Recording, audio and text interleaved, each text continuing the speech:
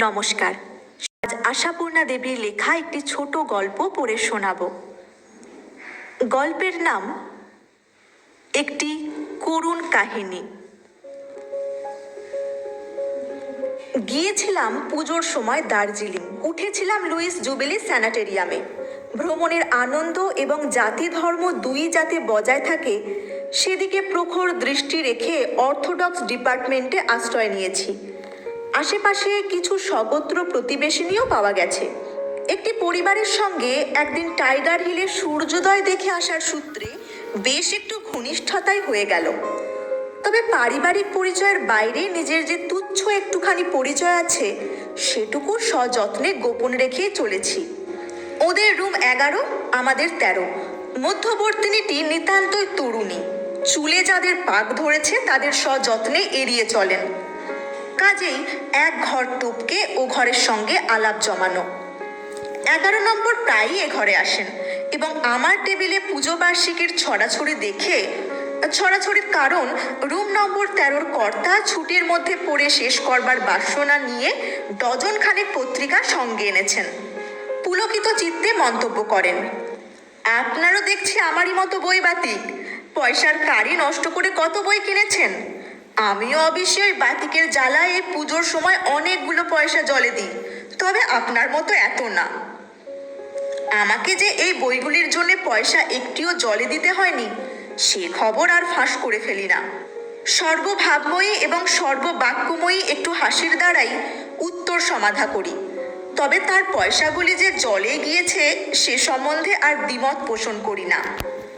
11 নম্বর বলেন, এখানে হই হই করে কেটে যাচ্ছে তাই বুঝতে পারছেন না, নইলে 24 ঘন্টা শুধু বই নিয়েই থাকি। কর্তার কাছে কি কম বকুনি খাই তার জন্যে?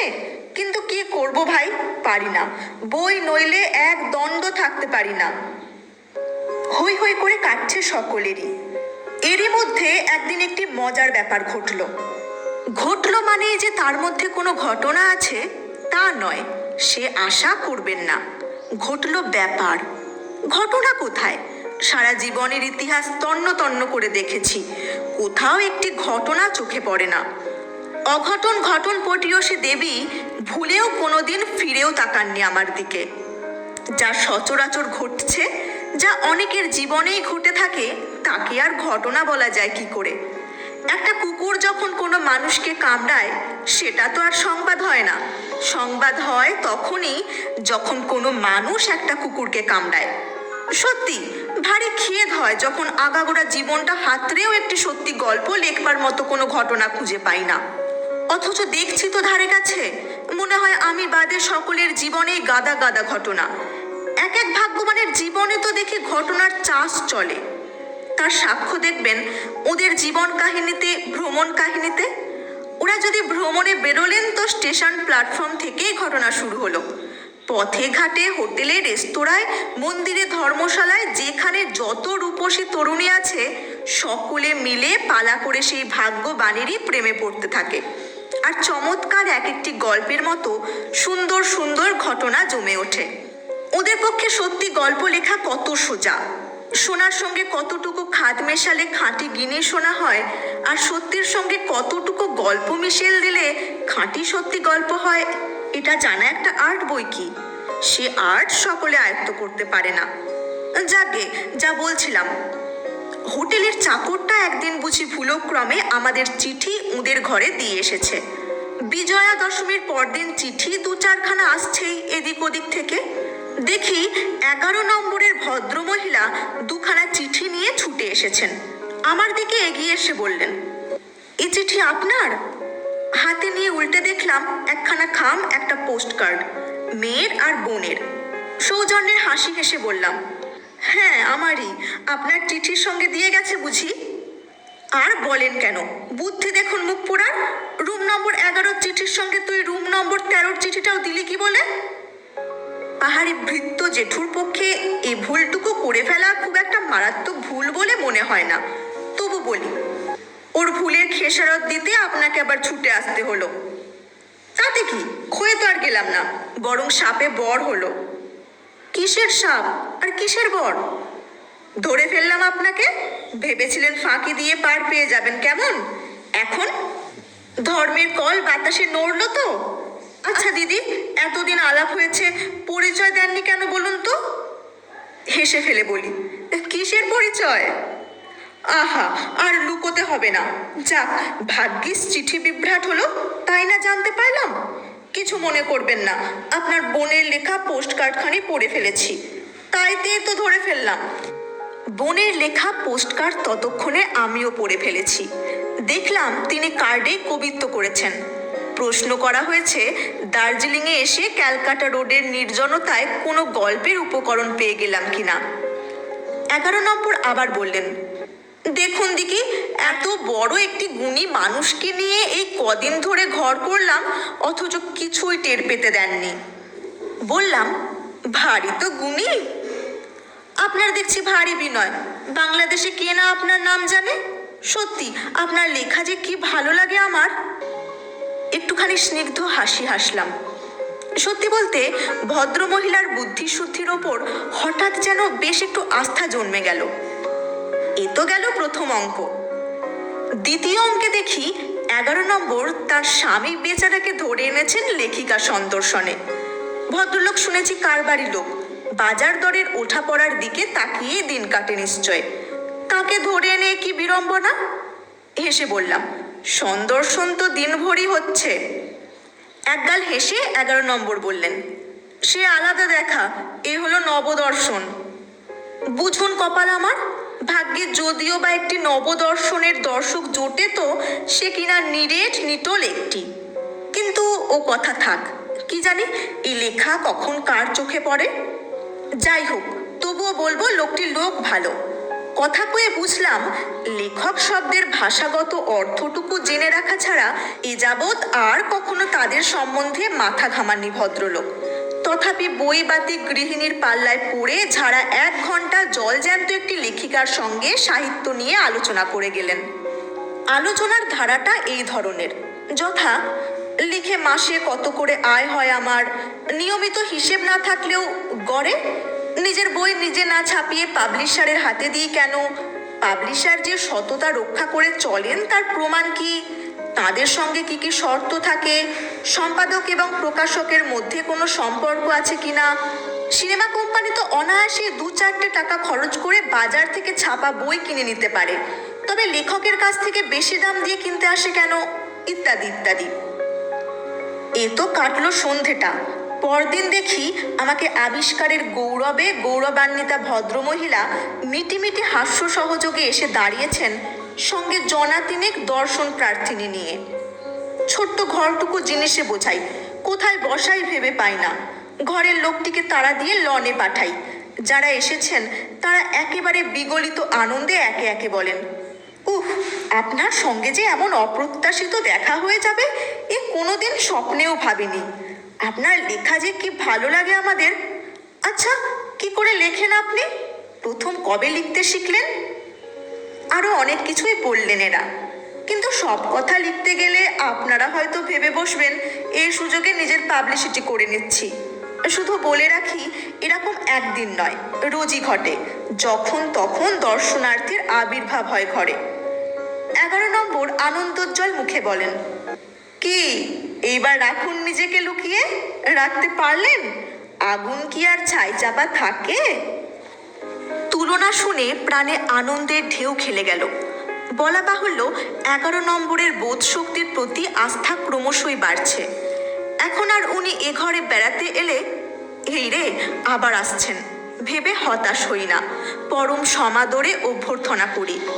তাছাড়া অতিথি এলে ঘরের লোকটিকে আর ঘর ছাড়া করি না আজকাল। বলি, থাকো লেপের তলায়, এই নতুন কার্তিকের হিমে বাইরে বেরিয়ে সর্দি কাশি ডেকে আনতে হবে না। বাইরের বেড়ানো সেরে সন্ধ্যার পরে আসেন কিনা ভদ্রমহিলা, এসেই অবশ্য তার নিজের বই পড়ার বাতিকের কথা পারেন। ওর যে শুধু একটা লাইব্রেরিতে কুলোয় না, সর্বদা 2টো লাইব্রেরি থেকে বই আসে। রাত্রে বই পড়তে পড়তে যে এক সময় রাত কাবার হয়ে যায় ওর।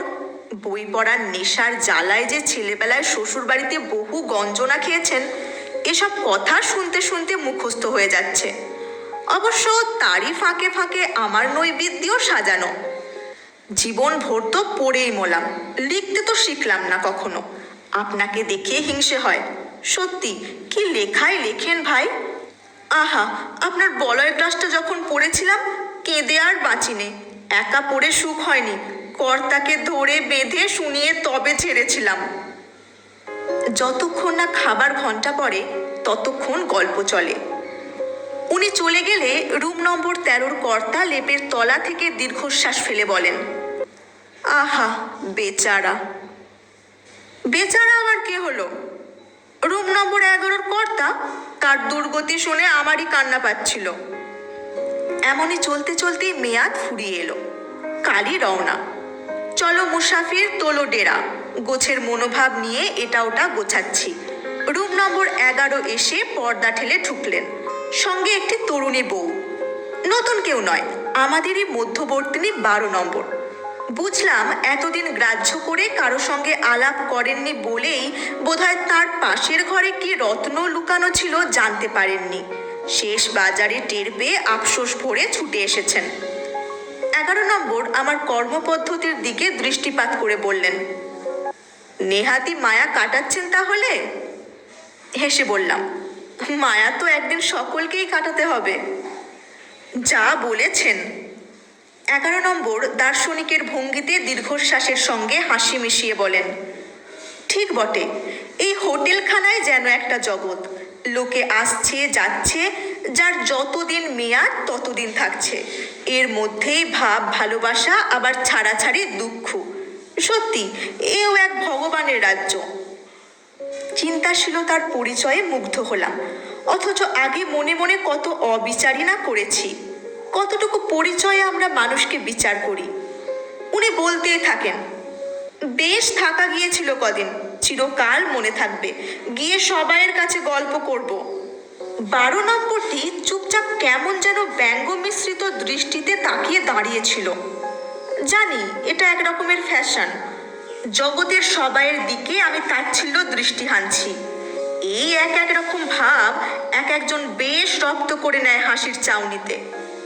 এ চাউনির সামনে ঠিক সৌজন্য সূচক অভ্যর্থনা আসে না, অথচ অতিথি। সংকট মোচন করলেন 11 নম্বর। 12 নম্বরের দিকে ব্যঙ্গ, কৌতুক এবং তিরস্কার মিশ্রিত একটি দৃষ্টিপাত করে বললেন, কই গো, চুপ কেন?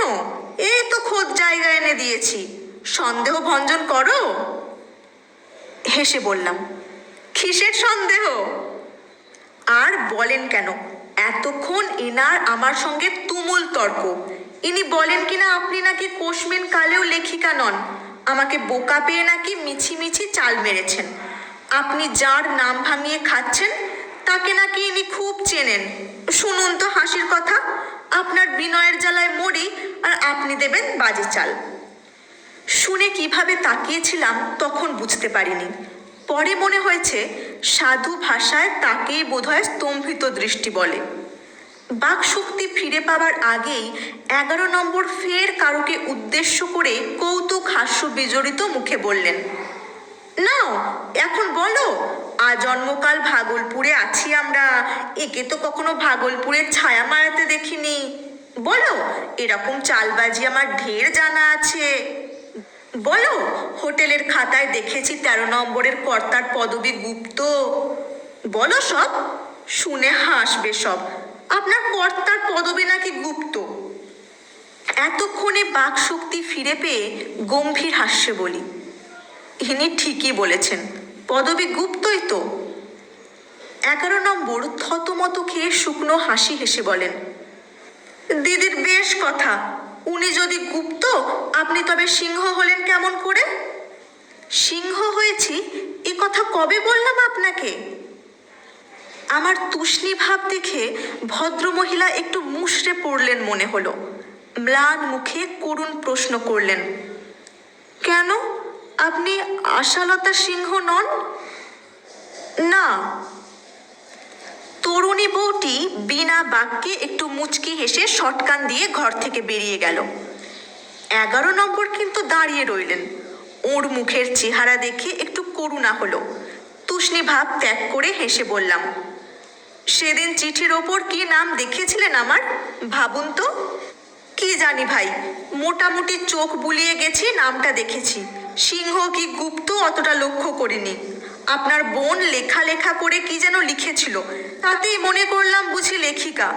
এই এক স্বভাব আমার, কখনো জিনিসের শেষ পড়তে পারি না, আলিস্যি লাগে। যাক ভাই, বোকা পেয়ে কদিন খুব বাঁদর নাচ নাচিয়ে নিলেন। 12 নম্বর চালাক মেয়ে এক নজরেই ধরে ফেলেছে। উচ্চারণোদ্যত কথাকে অনুচ্চারিতই রাখতে হলো। এরপরে কোন মুখে যে বলয়গ্রাস করে কেঁদে ভাসিয়েছিলেন, তার সঙ্গে নিজের সম্পর্কের কথা তুলি। তাছাড়া নাচাটা কোন পক্ষে, সেটাও তো ভাববার কথা।